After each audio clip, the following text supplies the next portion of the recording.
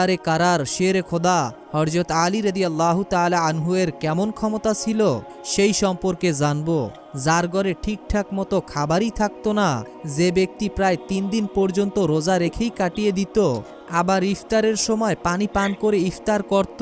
কিন্তু তবুও যখন আপনারা হযরত আলী রাদিয়াল্লাহু তাআলা আনহুয়ের ক্ষমতা সম্পর্কে জানবেন তখন আশ্চর্য হয়ে যাবেন। আর এজন্যই ভিডিওটি শেষ পর্যন্ত দেখতে থাকুন।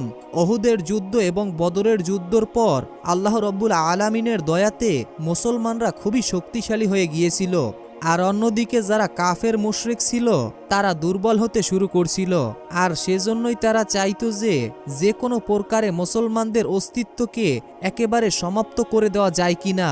তারা অল আউট প্ল্যান করছিল, মানে সমস্ত শক্তি দিয়ে এমন একটি যুদ্ধ করতে হবে যেন মুসলমানদেরকে একেবারে নির্মূল করে দেওয়া যায়। কাফের মুশরিকদের ভিতরে বড় বড় নেতারা একত্রিত হয়ে তারা বলাবলি করতে লাগলো, আমরা কবে এবং কখন মদিনার উপরে হামলা করব এবং মুসলমানদেরকে নির্মূল করে দেব। এরপরে ৬২৭ খ্রিস্টাব্দে জানুয়ারি মাসে কাফের এবং মুশরিকরা একসাথে জোট বেঁধে মদিনার দিকে হামলা করার উদ্দেশ্যে রওনা দিল। তারা মদিনার মরুভূমির পথে হাঁটতে হাঁটতে ক্লান্ত হয়ে গিয়েছিল, এজন্য তারা কিছুক্ষণ বিশ্রাম নিল। এই খবর যখন হযরত মুহাম্মদ সাল্লাল্লাহু আলাইহি ওয়াসাল্লামের কাছে পৌঁছালো তখন রাসূল সাল্লাল্লাহু আলাইহি ওয়াসাল্লাম তার সমস্ত সাহাবায়ে কিরামদেরকে ডেকে পাঠালেন এবং নবীজি উচ্চস্বরে বলতে লাগলো, একদিকে আরবের সমস্ত মুশরিকরা জোটবদ্ধ হয়েছে আর অন্যদিকে আমরা সামান্য কয়জন মুসলিম। হে আমার সাহাবীরা, এখান থেকেই আল্লাহ রাব্বুল আলামিনের পক্ষ থেকে সিদ্ধান্ত আসবে যে হক আর বাতিলের মধ্যে কোনটি সত্য। তখন সমস্ত সাহাবায়ে কিরামরা ভাবতে লাগলো, এত বড় কাফের মুশরিকদের সঙ্গে আমরা কিভাবে লড়াই করব। তখন সালমান ফারসি রাদিয়াল্লাহু তাআলা আনহু বললেন, ইয়া রাসূলুল্লাহ, আমাদের মদিনায় তো ৩ দিক দিয়ে পাহাড় দ্বারা বেষ্টিত, আর যাওয়া আসার জন্য শুধুমাত্র একটা রাস্তাই খোলা আছে।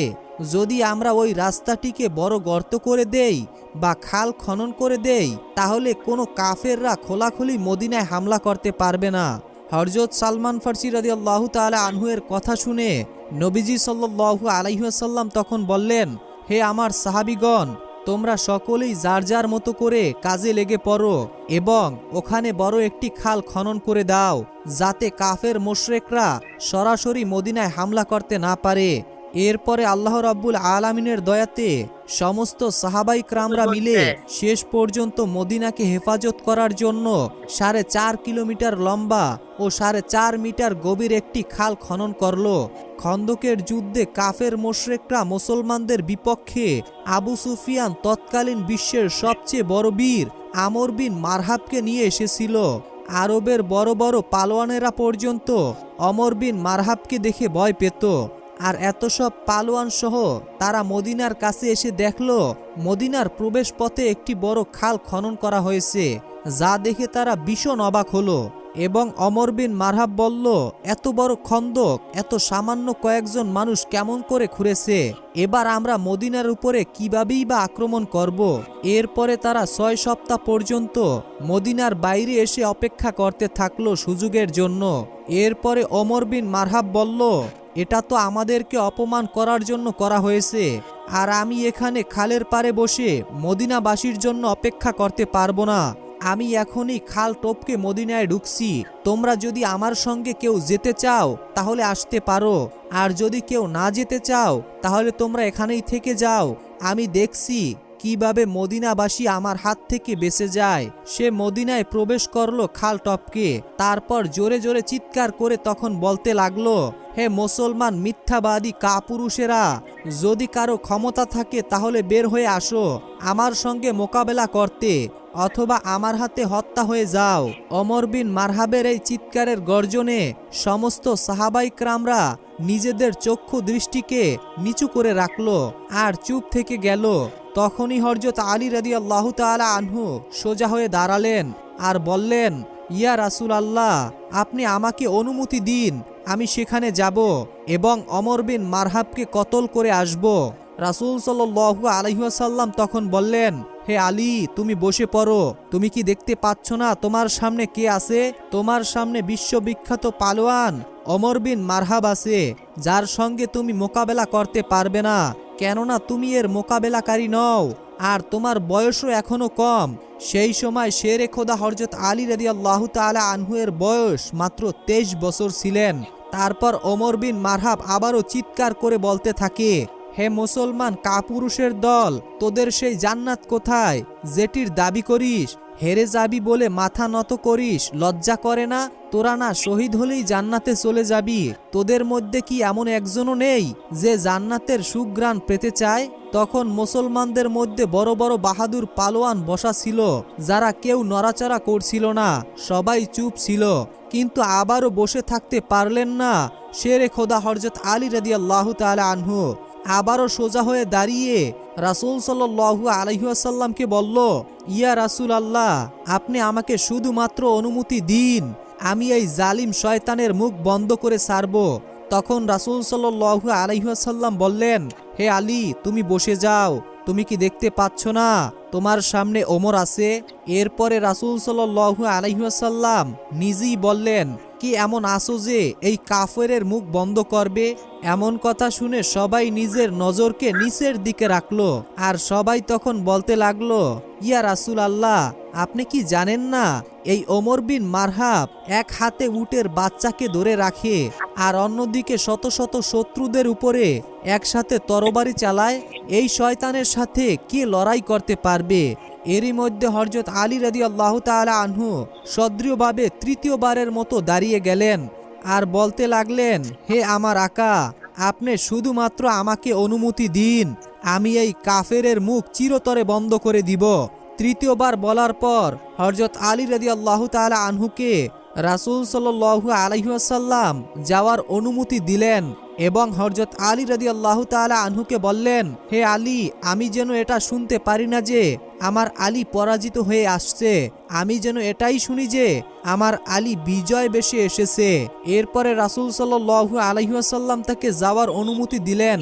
অনুমতি পাওয়ার সঙ্গে সঙ্গে হযরত আলী রাদিয়াল্লাহু তাআলা আনহু এক হাতে ডাল আর অন্য হাতে তরবারি নিয়ে ওমর বিন মারহাবের কাছে পৌঁছে গেল। ওমর বিন মারহাবের সমস্ত শরীর লোহা দ্বারা ঢেকে ছিল, অর্থাৎ তার কাপড় ছিল লোহার তৈরিকৃত, এমনকি তার মাথার টুপিটাও ছিল লোহা দ্বারা তৈরিকৃত। ওমর বিন মারহাব হযরত আলী রাদিয়াল্লাহু তাআলা আনহুকে দেখে বলতে লাগলেন, তুমি আবার কে? হে যুবক, তুমি কেন এখানে মরতে এসেছো? এটা শুনে হযরত আলী রাদিয়াল্লাহু তাআলা আনহু বলতে লাগলেন, আমি কারারে হায়দার, আমার মা আমার নাম রেখেছে কারারে হায়দার। আপনাকে জানিয়ে রাখতে চাই, হায়দার খুবই শক্তিশালী দক্ষ একটি সিংহকে বলা হয়ে থাকে, আর কারার বলা হয়ে থাকে ফিরে ফিরে আক্রমণকারীকে। আর এজন্যই হযরত আলী রাদিয়াল্লাহু তাআলা আনহু এর উপাধি ছিল কারারে হায়দার, অর্থাৎ ফিরে ফিরে আক্রমণকারী সিংহ। ওমর বিন মারহাব আবারও বলতে লাগলো, তুই যেমন ভাবে এসেছিস বাসা, সেভাবেই ফিরে যা, কেননা আমি বাচ্চাদেরকে মারতে চাই না। হযরত আলী রাদিয়াল্লাহু তাআলা আনহু তখন বললেন, কিন্তু আমি তো তোকে মারতে এসেছি। এমন কথা শুনে ওমর বিন মারহাব খুবই রাগান্বিত হয়ে গেল আর সেজন্য এগিয়ে এসে হযরত আলী রাদিয়াল্লাহু তাআলা আনহু এর উপরে হামলা করলো। হযরত আলী রাদিয়াল্লাহু তাআলা আনহু এর ডালের ওপরে এত জোরে আঘাত করলো যে তার ডাল দুই টুকরো হয়ে তরবারির কিছুটা আঘাত হযরত আলী রাদিয়াল্লাহু তাআলা আনহু এর গার মোবারককে ক্ষতবিক্ষত করে দিল। কিন্তু এবার হযরত আলী রাদিয়াল্লাহু তাআলা আনহু কারারে হায়দার হলেন, অর্থাৎ ফিরে ফিরে হামলা করতে লাগলো।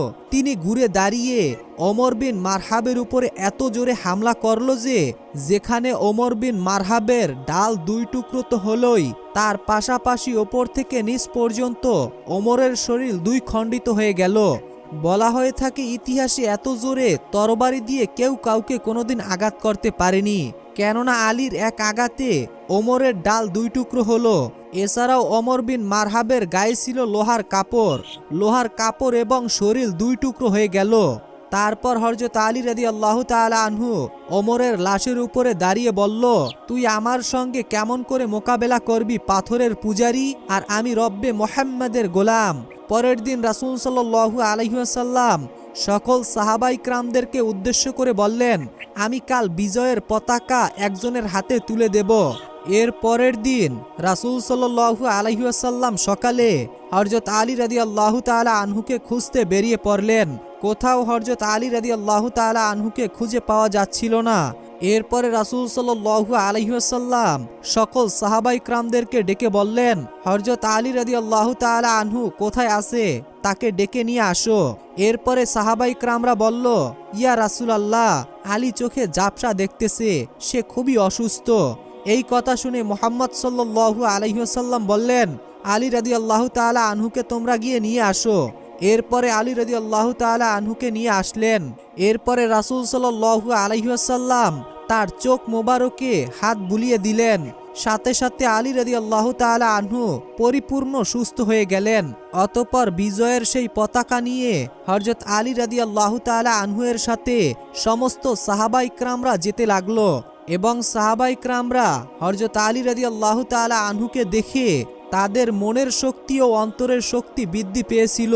হযরত আলী রাদিয়াল্লাহু তাআলা আনহু যখন ইহুদিদের সেই কেল্লার কাছাকাছি পৌঁছালেন, তখন তিনি দেখলেন সেই কেল্লার যে প্রধান দরওয়াজাটি ছিল সেটি খুবই বড় ছিল এবং সেটি বন্ধও ছিল। এটি খোলা এবং বন্ধ করার জন্য ৭০ জন মানুষের প্রয়োজন হতো।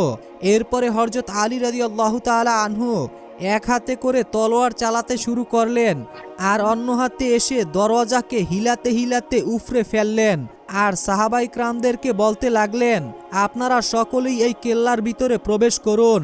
আর তারপর হযরত আলী রাদিয়াল্লাহু তাআলা আনহু সেই সময় পর্যন্ত দরওয়াজাটিকে উপর করে রেখেছিল যতক্ষণ পর্যন্ত মোটামুটি ৬০০ জন সাহাবায়ে কিরামরা সেখানে প্রবেশ করতে না পারছিল। যখন সমস্ত সাহাবায়ে কিরামরা সেই কেল্লার ভিতরে প্রবেশ করলো, তখন হযরত আলী রাদিয়াল্লাহু তাআলা আনহু সেই দরওয়াজাটিকে ছুঁড়ে ফেলে দিলেন এবং সেটি আলী রাদিয়াল্লাহু তাআলা আনহু এর কাছ থেকে কয়েক গজ দূরে গিয়ে পড়ছিল। তো যার শক্তি ৭০ জন মানুষের সমান ছিল, তিনিই তো শেরে খোদা হযরত আলী রাদিয়াল্লাহু তাআলা আনহু।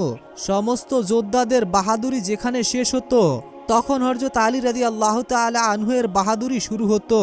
আজও মুসলিম বিশ্বের সেনাবাহিনীর ট্যাঙ্ক কামান থেকে শুরু করে যুদ্ধ অস্ত্র, যুদ্ধ বিমান সকল কিছুতেই হযরত আলী রাদিয়াল্লাহু তাআলা আনহু এর নাম যুক্ত করার চেষ্টা করে। সুবহানাল্লাহ। কিয়ামত পর্যন্ত সকল মুসলিম যোদ্ধাদের সর্বশ্রেষ্ঠ অনুপ্রেরণার নাম হচ্ছে শেরে খোদা হযরত আলী রাদিয়াল্লাহু তাআলা। মুসলিম যোদ্ধাদের সর্বশ্রেষ্ঠ অনুপ্রেরণার নাম হচ্ছে শেরে খোদা হযরত আলী রাদিয়াল্লাহু তাআলা আনহু। সময়টা ছিল নবীজির নবুয়ত প্রাপ্তির সময়। তখন নবীজির উপরে ওহী নাজিল ঠিক ছিল। ঠিক এমন সময় সেখানে দেখা যায় কাবাগরের সামনে নতুন নতুন মূর্তি সাজানোর জন্য ভিন দেশ থেকে একটি কাফেলা বিভিন্ন রকম মূর্তি নিয়ে মক্কায় আসে। আবু সুফিয়ান এবং উমাইয়া ইবনে খালফ তাদের দেখে অনেক খুশি হন। তারা কিছুক্ষণ পর আবুল আহাবের ঘরের ভিতরে মূর্তিগুলো সাজাতে থাকে। সেই সময় তার স্ত্রী তাকে বলে, তুমি মোহাম্মদকে কেন আটকাচ্ছ না? সে তো চাইলে তার স্ত্রী খাদিজাকে নিয়ে অনেক সুখে থাকতে পারে, তাহলে সে কেন বারবার আমাদের বিরোধিতা করছে? তখন আবুল আহাব বলল, ভয় পেও না, আমাদের খোদা আমাদের রক্ষা করবে। মক্কার অবস্থা তখন এমন হয়েছিল যে মক্কার ভিতর এবং মক্কার আশেপাশের সব জায়গায় মূর্তি পূজা চলত। সকলেই তখন চারিদিকে আল্লাহর সাথে শিরকে লিপ্ত হয়ে যায়। এদিকে মহানবী সাল্লাল্লাহু আলাইহি ওয়াসাল্লামের উপরে হেরার গুহায় ওহী নাজিল হতে থাকে। ৩ দিন পর রাসূল সাল্লাল্লাহু আলাইহি ওয়াসাল্লাম প্রচণ্ড জ্বর গায়ে বাড়ি ফিরলেন। তার সাহাবীরা এবং তার চাচা আবু তালেব তার জন্য দুশ্চিন্তা করতে থাকে। আবু সুফিয়ান, উমাইয়া এবং মক্কার নেতারা একদিন আবু তালেবের বাসায় গিয়ে তাকে হুকুম দিয়ে বলল, মুহাম্মদ সাল্লাল্লাহু আলাইহি ওয়াসাল্লাম যেন ভালো হয়ে যায়, তার এই সকল কাজ যেন খুব তাড়াতাড়ি বন্ধ করে দেয়। প্রয়োজন হলে তারা মুহাম্মদ সাল্লাল্লাহু আলাইহি ওয়াসাল্লামকে মক্কার নেতা বানাবে এবং তাদেরকে অনেক ধন সম্পত্তি দান করবেন। কিন্তু রাসূল সাল্লাল্লাহু আলাইহি ওয়াসাল্লাম তখন তাদের সকল কথা প্রত্যাখ্যান করে দেয়। এদিকে উতবা ইবনে রাবিয়ার ছেলে হুজাইফাকে ইসলাম গ্রহণ করার জন্য প্রচণ্ড শাসন করতে থাকে। পরে হুজাইফার বোন, যে কিনা আবু সুফিয়ানের স্ত্রী, এবং তার ভাই ওয়ালিদ ও তার বিরোধিতা করতে থাকে। হযরত হুজাইফা তখন ঘর থেকে বের হয়ে চলে যায়। ওদিকে মক্কায় শাসকদের ভয়ে নবীর সাহাবীরা লুকিয়ে লুকিয়ে সারা রাত ইসলাম ধর্ম গ্রহণ করতে থাকে। এদিকে তারা আল্লাহ তাআলার ইবাদত করতে করতে সকাল হয়ে গেলে যে যার মতো লুকিয়ে লুকিয়ে চলে যায়। নবীজির এক সাহাবা সারা রাত বাড়ি না ফেরায় তার বাবা মা অনেক অনেক চিন্তা করছিল। বাসায় ফিরলে তার বাবা মা তাকে বলল, তুমি কোথায় ছিলে? এমন সময় তাদের ঘরে থাকা মূর্তিটি হাতে লেগে পড়ে সেখানেই ভেঙে যায়। তখন তার বাবা তাকে বলে, তুমি এটা কি সর্বনাশ করলে? এতদিন যে খোদা আমাদেরকে রক্ষা করত, তুমি তাকে ভেঙে ফেলেছো। তখন ওই সাহাবী বলল, যে খোদা নিজে নিজেকে রক্ষা করতে পারে না, সে আমাদের কিভাবে রক্ষা করবে? তখন তার মা বাবা তাকে বলল, তুমি মুহাম্মাদের সাথে মিশে নিজের বিপদ নিজে ডেকে আনছো।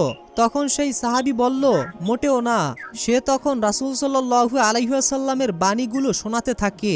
এক পর্যায়ে তার মা বাবা তাদের ভুলগুলো বুঝতে পারে এবং ইসলাম ধর্ম গ্রহণ করে নেন। পরের দিন মক্কার নেতারা এই সব জানার পরে ওই সাহাবীকে ডেকে আনে। সকলেই ওই সাহাবীর সামনে রাসূল সাল্লাল্লাহু আলাইহি ওয়াসাল্লামের সম্পর্কে হাসি ঠাট্টা করতে থাকে। উমাইয়া তখন তার গোলাম বেলালকে বলল, তুমি ওকে ততক্ষণ পর্যন্ত মারতে থাকবে যতক্ষণ ও নিজের ভুল বুঝতে না পারবে। কিন্তু হযরত বেলাল জানতেন রাসূল সাল্লাল্লাহু আলাইহি ওয়াসাল্লামের সকল বাণীগুলো ছিল সত্য বাণী। সে মনে প্রাণে আল্লাহকে ভয় করতেন। ফলে সে তার মনিব উমাইয়ার মুখে বলে দেয়, না, এটা আমি কখনোই করতে পারবো না। উমাইয়া তখন হযরত বেলালকে মরুভূমিতে নিয়ে অমানবিক অত্যাচার করতে থাকে। তখন সেখানে নবীজির পালক পুত্র জায়েদ আসে এবং বলে, আবু বকর এই গোলামের জন্য 200 দিনার দিতে রাজি আছে, তুমি তাকে মুক্তি করে দাও। উমাইয়া তখন এই দিনারগুলো দেখে হযরত বেলালকে মুক্তি করে দেন। এদিকে নবীর কাছে ওহী নাজিল হয়, মক্কার লোকেরা যেন সকলের সামনে ইসলাম প্রচারের কাজ চালিয়ে যায়। আল্লাহর হুকুমে সাহাবীরা সকলেই একত্রিত হয়ে মক্কার শহরে ইসলাম প্রচার করতে থাকে। তারা সকলেই দলবদ্ধ হয়ে কাবাগরের দিকে অগ্রসর হতে থাকে। মক্কার কাফের মুশরিকরা তখন নানানভাবে তাদেরকে অত্যাচার করতে থাকে। অনেক কষ্ট সহ্য করে তারা শেষমেশ কাবাগরের সামনে পৌঁছাতে সক্ষম হয়। রাতে আবু সুফিয়ান এবং তার স্ত্রীর কথা বলছিল। আবু সুফিয়ানের স্ত্রী তখন তাকে বলল, কিভাবে একজন অশিক্ষিত ব্যক্তির মুখ থেকে এত সুন্দর এবং সত্য বাণী বার হয়? আবু সুফিয়ান তখন বলল, যেভাবে দিন দিন তাদের অনুসারী বৃদ্ধি পাচ্ছে, আমাদের কিছু একটা করতেই হবে। আমরা প্রথমে মুহাম্মাদের দুর্বল এবং অসহায় অনুসারীদেরকে অত্যাচার ও নির্যাতনের মাধ্যমে ইসলাম ধর্ম ত্যাগ করতে বাধ্য করব। যেই বলা সেই কাজ। পরের দিন সুফিয়ান এবং তার বিভিন্ন গোত্রের নেতারা মিলে অসহায় ও দুর্বল মানুষদের তুলে আনে এবং তাদের উপরে চালাতে থাকে প্রচণ্ড অমানবিক অত্যাচার ও নির্যাতন। এভাবেই নির্যাতন করতে থাকে তাদের উপরে। এক পর্যায়ে আবু জাহেল সুমাইয়া রাদিয়াল্লাহু তাআলা আনহাকে আঘাত করে মেরে ফেলে। একটু পর সেখানে হামজা, আব্বাস রাদিয়াল্লাহু তাআলা আনহু, নবীজির পালক পুত্র জায়েদ আসলেন। সেখানে সাহাবীদের অবস্থা খুবই মর্মান্তিক দেখে জায়েদ বলল, তোমরা আবিসিনিয়ায় চলে যাও, কারণ সেখানের শাসক ছিল অত্যন্ত ন্যায়পরায়ণ এবং ধার্মিক একজন খ্রিস্টান বাদশার কাছে। তখন সকলের কথা মোতাবেক সেখানে চলে যেতে থাকে। এদিকে আবু সুফিয়ান তাদের এই খবর জানতে পেরে তার এক সহধর্মীকে ডেকে বলল, তুমি আবু সুফিয়ায় চলে যাও, সেখানে গিয়ে তারা কি করছে সমস্ত খবর আমাকে বলবে। তখন তাকে আবু সুফিয়ায় পাঠিয়ে দিলেন, কেননা মক্কার বাইরে যদি আবু সুফিয়ানের এরকম কর্মকাণ্ড জানতে পারে মানুষ, তাহলে তার ব্যবসা বাণিজ্যতে ব্যাঘাত ঘটবে।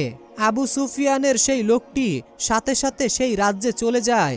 ওদিকে আবু সিরিয়ার রাজা, তারা সবাই প্রবেশ করতেই সকলেই মাথা নত করে তাকে সম্মান করে।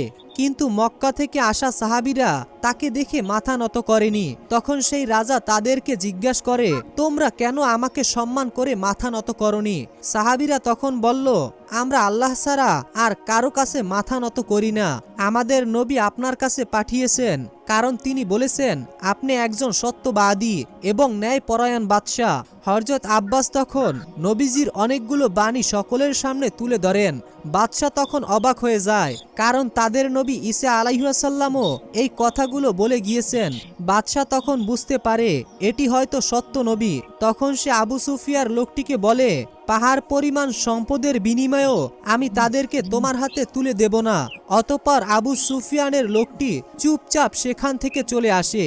এবং বলল, ওখানকার বাদশা বলেছে পাহাড় পরিমাণ সম্পদ দিলেও তাকে ফেরত পাঠানো হবে না। আবু সুফিয়ান এই সমস্ত কথা জানতে পেরে খুবই হতাশ হয়ে যান। আবু সুফিয়ান তখন বলল, মক্কা থেকে হযরত মুহাম্মদ সাল্লাল্লাহু আলাইহি ওয়াসাল্লামের সকল অনুসারীদেরকে বের করে দাও, তাদের উপরে অমানবিক অত্যাচার চালাও যাতে তারা ইসলাম ত্যাগ করতে বাধ্য হয়। কথা মতো পরের দিন থেকে মুহাম্মদ সাল্লাল্লাহু আলাইহি ওয়াসাল্লামের সকল অনুসারীদেরকে বার করতে তুলে আনেন এবং তারা আবারও সকলের উপরে চালাতে থাকে অমানবিক অত্যাচার ও নির্যাতন। আবু সুফিয়ান ঘোষণা করে, মক্কায় কেউ যেন তাদেরকে সাহায্য না করে, যদি কেউ সাহায্য করে তাহলে তাকে কঠিন শাস্তি ভোগ করতে হবে। তাই আর কোনো উপায় না দেখে মুহাম্মদ সাল্লাল্লাহু আলাইহি ওয়াসাল্লাম তার সকল অনুসারীদেরকে নিয়ে মক্কার ভূমির খোলা প্রান্তরে চলে যায়। সেখানে থাকতে হয়েছিল 3টি বছর। জীবনের সবচাইতে কষ্টের মুহূর্তগুলো তখনও বাকি ছিল। তখন তার প্রিয় স্ত্রী খাদিজা এবং তার অভিভাবক আবু তালেব মারা যায়। আবু তালেবের মৃত্যুর আগ পর্যন্ত মক্কার কাফের মুশরিকদের আল্লাহর রাসূল দাওয়াত দিয়েছেন, কিন্তু মক্কার কাফের মুশরিকরা প্রতিবারের মতোই আল্লাহ এবং তার রাসূলের কথাগুলো অমান্য করে গিয়েছে। চাচা আবু তালেবের মৃত্যুর পর নবীজির মাথার ওপর থেকে যেন একটি মেঘের ছায়া সরে গিয়েছে। মক্কার কাফেররা এই সুযোগে নবীকে আরো বেশি কষ্ট দিতে লাগলো। বাধ্য হয়ে মুহাম্মদ সাল্লাল্লাহু আলাইহি ওয়াসাল্লাম তার পালিত পুত্র জায়েদকে নিয়ে তায়েফে চলে যায়, কিন্তু সেখানে গিয়ে দেখে বিভিন্ন চিত্র। তায়েফের মানুষরা মহানবী সাল্লাল্লাহু আলাইহি ওয়াসাল্লামকে কবুল করেনি, বরং তারা তাদের বাচ্চাদেরকে লেলিয়ে দেয় তাকে পাথর মারার জন্য। বাচ্চারা তখন মুহাম্মদ সাল্লাল্লাহু আলাইহি ওয়াসাল্লামের নুরানি চেহারায় পাথর মারতে মারতে সেখান থেকে সরিয়ে দেয়। ওই দিনে দয়ার নবী মায়ার নবী হযরত মুহাম্মদ সাল্লাল্লাহু আলাইহি ওয়াসাল্লাম ওই ব্যবহারে এত বেশি কষ্ট পেয়েছিলেন, ওই দিন তার জীবনের সবচেয়ে বেশি কষ্টের দিন বলে আখ্যায়িত হয়েছে। দুঃখ ভারাক্রান্ত মন নিয়ে নবীজি কাঁদতে কাঁদতে রক্তাক্ত অবস্থায় তায়েফ ত্যাগ করেন। নবীজি তখন তার সকল আশা ছেড়ে দিয়েছেন। এমন সময় আল্লাহ তাআলার হুকুমে অদ্ভুতভাবে মদিনা থেকে একটি কাফেলা আসে। তারা এসে নবীজিকে মদিনায় যাওয়ার জন্য আমন্ত্রণ জানায়। এটা শুনে নবীজি অনেক খুশি হয়েছিলেন। নবীজি তখন তার সাহাবীদের কথা চিন্তা করে নিজেই মক্কায় থেকে যায়, যাতে করে তার সাহাবীরা কোনো বাধা বিপত্তি ছাড়া মদিনায় পৌঁছে যেতে পারে। দিন দিন এভাবেই মুহাম্মদ সাল্লাল্লাহু আলাইহি ওয়াসাল্লামের জনপ্রিয়তা এবং তার ইসলাম প্রচার দেখে আবু সুফিয়ান এবং তার লোকেরা নবীর উপরে আরো বেশি বেশি হিংসা করতে থাকে। তারা বলল, এবার নবীজিকে হত্যা করব। যেই বাবা সেই কাজ। তারা অনেক লোক পাঠিয়ে দেয় নবীকে মারার জন্য। সেখানে তারা গিয়ে দেখে অদ্ভুত এক কাণ্ড। নবীজির দলে হযরত আলী রাদিয়াল্লাহু তাআলা আনহু শুয়ে আছে। আবু সুফিয়ান এই ব্যাপারটি জানতে পারলেন। তখন সে মক্কায় ঘোষণা করে দেয়, যে ব্যক্তি মুহাম্মদ সাল্লাল্লাহু আলাইহি ওয়াসাল্লামকে জীবিত অথবা মৃত অবস্থায় ধরে আনতে পারবে তাকে 100টি উট পুরস্কার দেব। মক্কার লোকেরা তখন পাগলের মতো বের হয়ে যায় নবীজিকে খোঁজার জন্য। খুঁজতে খুঁজতে তারা পায়ের ছাপ অনুসন্ধান করতে করতে একটি গুহার কাছে এসে পৌঁছালো, কিন্তু তারা গুহার মুখে এসে দেখতে পায় একটি মাকড়সা বাসা বেঁধে আছে, যা দেখে বুঝতে পারে এই গুহায় অনেকদিন ধরে কেউ প্রবেশ করেনি। আসলেই তাদের ধারণাটি ভুল ছিল। ওই গুহার ভিতরেই আমাদের প্রিয়নবী হযরত মুহাম্মদ সাল্লাল্লাহু আলাইহি ওয়াসাল্লাম এবং তার সাহাবীরা ছিল। আল্লাহর হুকুমে মাকড়সা জাল বাঁধার কারণে কাফেররা বিভ্রান্ত হয়ে চলে যায়। ফলে আমাদের প্রিয়নবী হযরত মুহাম্মদ সাল্লাল্লাহু আলাইহি ওয়াসাল্লাম এবং তার সাহাবীরা সেইবারের মতো বেঁচে যায়। এদিকে মক্কার লোকেরা অপেক্ষা করতে থাকে কখন মুহাম্মদ সাল্লাল্লাহু আলাইহি ওয়াসাল্লাম তাদের কাছে এসে পৌঁছাবে। অপেক্ষা করতে করতে একসময় মদিনার মরুভূমিতে দেখা যায় মুহাম্মদ সাল্লাল্লাহু আলাইহি ওয়াসাল্লাম তার দিকে ফিরে আসছে, যা দেখে তারা খুবই আনন্দিত হয়ে যায়। তারা সকলেই মুহাম্মদ সাল্লাল্লাহু আলাইহি ওয়াসাল্লামকে অতি যত্নের সাথে তাদের সাথে গ্রহণ করে নেয়। এরপরে আল্লাহ তাআলার হুকুমে একটি উটের মাধ্যমে একটি জায়গা নির্বাচন করে সেখানে একটি মসজিদ নির্মাণ করা হয়। মদিনার সকল ধনী গরিব একসাথে ওই মসজিদের কাজ সম্পূর্ণ করে। এরপরে হামজা রাদিয়াল্লাহু তাআলা আনহু বলেন, মসজিদে কিসের যেন একটা কমতি রয়েছে। তখন এক সাহাবী বলল, সকলকে আল্লাহর কথা স্মরণ করিয়ে দেওয়ার জন্য আমাদের একটি ঘন্টা রাখার প্রয়োজন। হযরত হামজা তখন বলল, না ঘণ্টা তো খ্রিস্টানরা ব্যবহার করে। তখন এক সাহাবী বলল, তাহলে আমরা কোনো বাদ্যযন্ত্র ছাড়া নিজেরাই মানুষকে আল্লাহর পথে ডাকছি না? হযরত মুহাম্মদ সাল্লাল্লাহু আলাইহি ওয়াসাল্লাম তখন বেলালের দিকে আঙ্গুল দিয়ে ইশারা করে বললেন, হে বেলাল, তুমি আইজান দাও। হযরত মুহাম্মদ সাল্লাল্লাহু আলাইহি ওয়াসাল্লামের আদেশ পেয়ে প্রথমবারের মতো বেলাল মদিনায় আইজান দেয়। অন্যদিকে মক্কায় তো ছিল এখন পুরোপুরি ফাঁকা। সেখানে হযরত মুহাম্মদ সাল্লাল্লাহু আলাইহি ওয়াসাল্লামের অনুসারীরা বা তার গোত্রের কেউই ছিল না। আবু সুফিয়ান এই সুযোগে মক্কা ছেড়ে চলে যায়। সকল মানুষের ঘর বাড়ি, দোকানপাট এবং তাদের সকল পণ্য, যাবতীয় যত মালামাল ছিল সবকিছু দখল করে নেয়।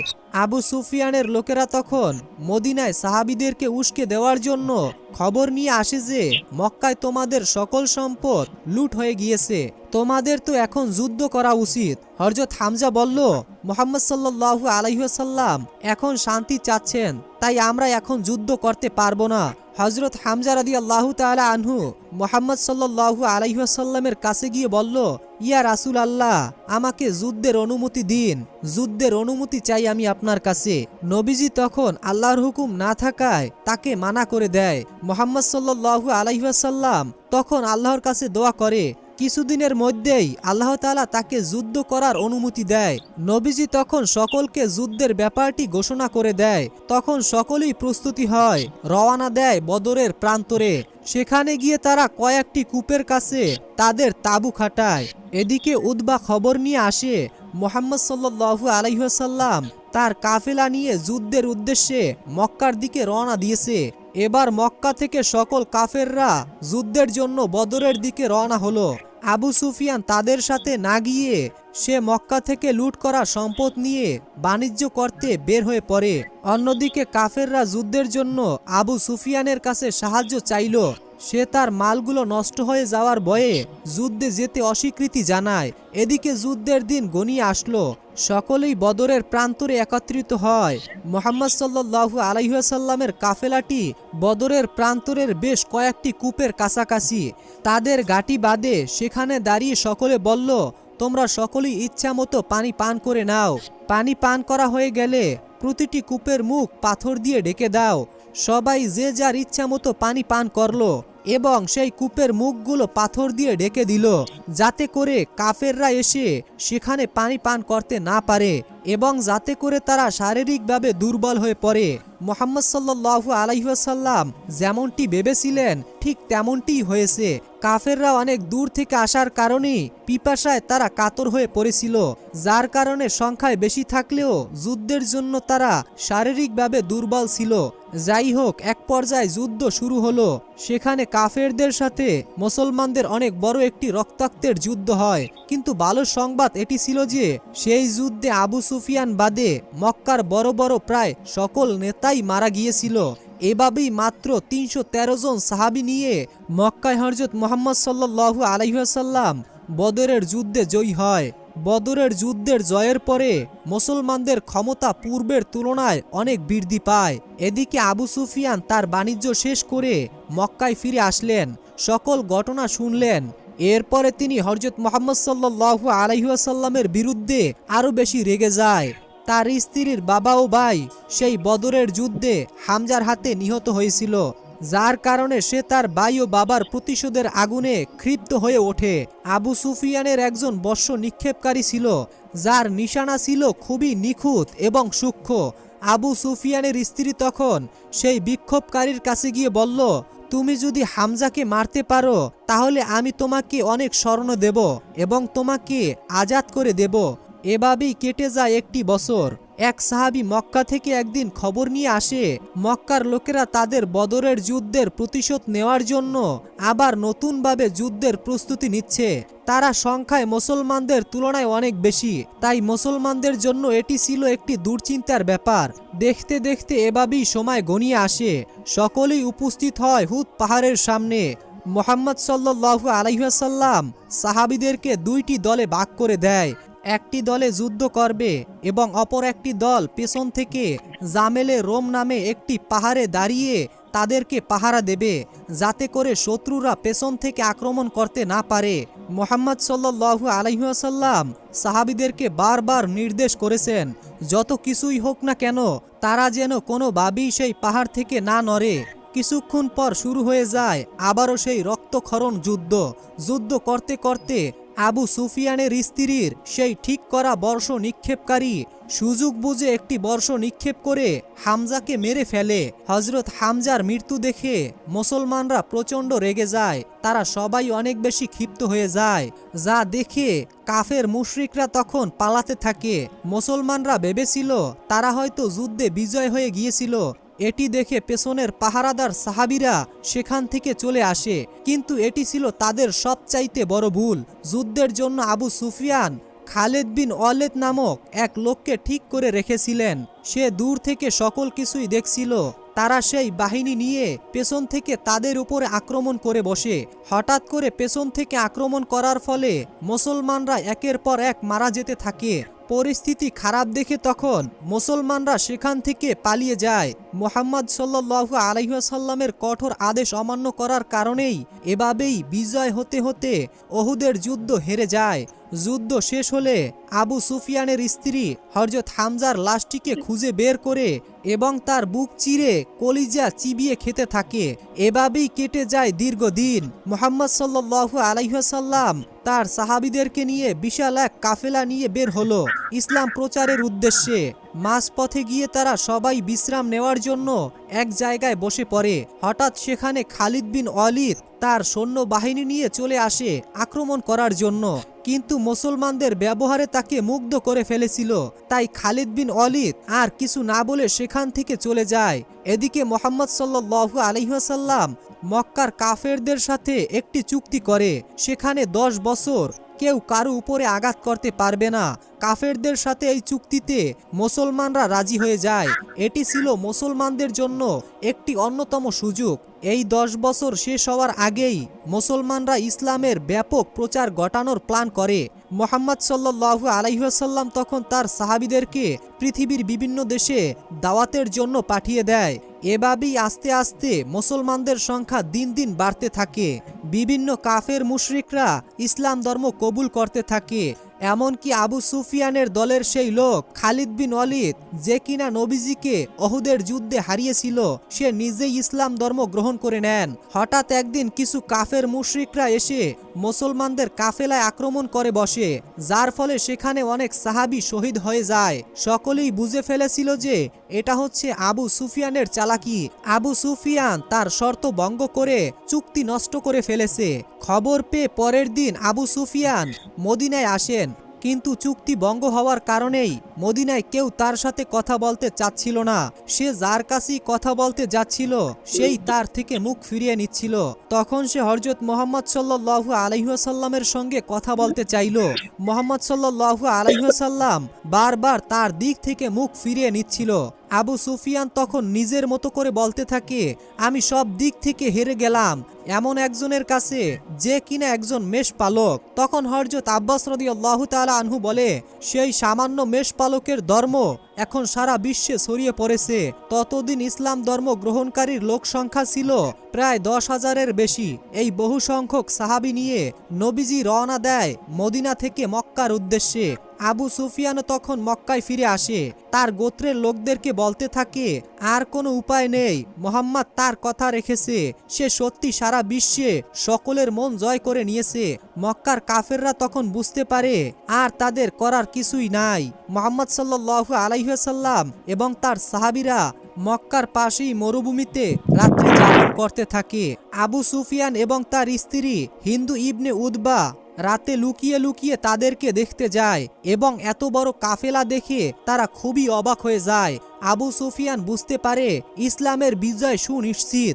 আবু সুফিয়ান তখন সেই কাফেরদের কাছে গিয়ে মুহাম্মদ সাল্লাল্লাহু আলাইহি ওয়াসাল্লামের সাথে দেখা করে এবং তার কাছে ইসলাম ধর্ম কবুল করে নেয়। পরের দিন মুহাম্মদ সাল্লাল্লাহু আলাইহি ওয়াসাল্লাম তার বিশাল কাফেলা নিয়ে মক্কায় চলে আসেন। মুহাম্মদ সাল্লাল্লাহু আলাইহি ওয়াসাল্লাম মক্কাকে অনেক ভালোবাসেন। মক্কায় আসার পর সকল মুসলমানরা মিলে দখল করে নেয়। মুহাম্মদ সাল্লাল্লাহু আলাইহি ওয়াসাল্লাম তখন সকলকে উদ্দেশ্য করে বলতে থাকে তিনি তার সকল শত্রুকে ক্ষমা করে দিয়েছেন, আজ থেকে তারা সবাই মুক্ত। এদিকে মুহাম্মদ সাল্লাল্লাহু আলাইহি ওয়াসাল্লাম বুঝতে পারে তার জীবনের শেষ দিনগুলো ঘনিয়ে আসছে, তাই জীবনের শেষবারের মতো সে বিদায় হজের ভাষণ দিতে চেয়েছিলেন। সেখানে নবীজি বলেছেন, আমি হয়তো তোমাদের মাঝে আর বেশি দিন থাকবো না। তোমরা গরিবদের তাই খাওয়াও যা তোমরা খাও, তাদের তাই পরতে দাও যা তোমরা পরিধান করো। মনে রেখো তোমাদের সকলেরই একদিন মহান আল্লাহ তাআলার সামনে উপস্থিত হতে হবে এবং তোমাদের সকল কৃতকর্মের হিসাব দিতে হবে। মুহাম্মদ সাল্লাল্লাহু আলাইহি ওয়াসাল্লাম তার সাহাবীদেরকে এরকম অসংখ্য মোজেজা দিয়ে গিয়েছেন। মুহাম্মদ সাল্লাল্লাহু আলাইহি ওয়াসাল্লামের শেষ কথা ছিল, আমি তোমাদের কাছে দুইটি জিনিস রেখে যাচ্ছি, আল্লাহর কোরআন এবং আমার সুন্নাহ, যা তোমাদের জন্য আলো এবং নির্দেশনা স্বরূপ। এভাবে হযরত মুহাম্মদ সাল্লাল্লাহু আলাইহি ওয়াসাল্লাম তার সারাটা জীবন শুধু কষ্ট এবং ত্যাগের বিনিময়ে আমাদেরকে ইসলাম ধর্ম দিয়ে গিয়েছেন। নিজের পুরাটা জীবন উনি শুধুমাত্র তার উম্মতের কথাই ভেবে গিয়েছেন। প্রিয় নবী হযরত মুহাম্মদ সাল্লাল্লাহু আলাইহি ওয়াসাল্লামের জীবনের শেষ মুহূর্তেও তিনি তার উম্মতের কথা ভাবতে ভাবতে মৃত্যুবরণ করেন। তাই আমরা সকলেই চেষ্টা করব হযরত মুহাম্মদ সাল্লাল্লাহু আলাইহি ওয়াসাল্লামের সকল সুন্নাহ ও তার গুণগুলো আঁকড়ে ধরার জন্য এবং কোরআনের আলো দিয়ে নিজেদের জীবনকে গড়ে তোলার। আমরা বিশ্বাস করি মুহাম্মদ সাল্লাল্লাহু আলাইহি ওয়াসাল্লামের জীবনী প্রতিটা মুসলমানদের জন্য গর্বের।